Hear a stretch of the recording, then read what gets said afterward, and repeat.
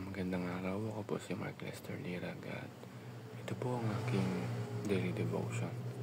Bakit kailangan natin ng holiness na tinalakay po ni Pastor Russell Ocampo sa 365 daily devotion?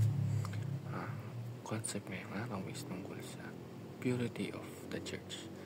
At ang Bible verse pang ngayong araw ay galing sa Ephesians chapter 5 verse 25 to 27. Ang sabi po ay, husbands, love your wives, even as Christ also loved the church and gave himself for it, that he might sanctify and cleanse it with the washing of water by the word, that he might present it to himself a glorious church, not having spot or wrinkle or any such thing, but that it should be holy and without blemish.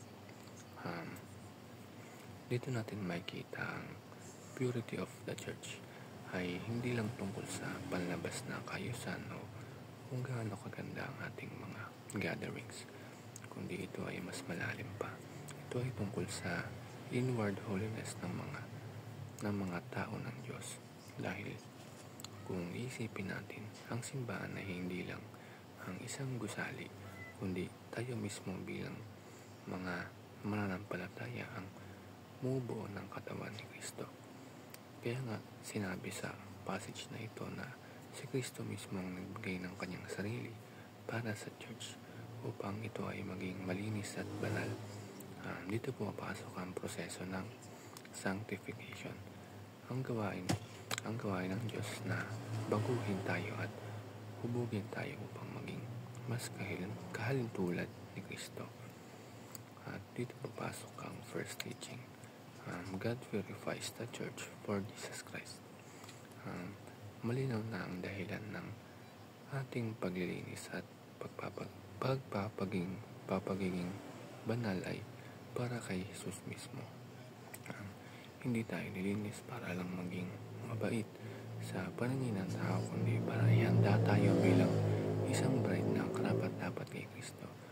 Kung paano ang groom ay nagnanais ng bride na dalisay at handa, ganoon din ang nais ni Kristo para sa atin. Ang second is, God purifies the church for eternal fellowship.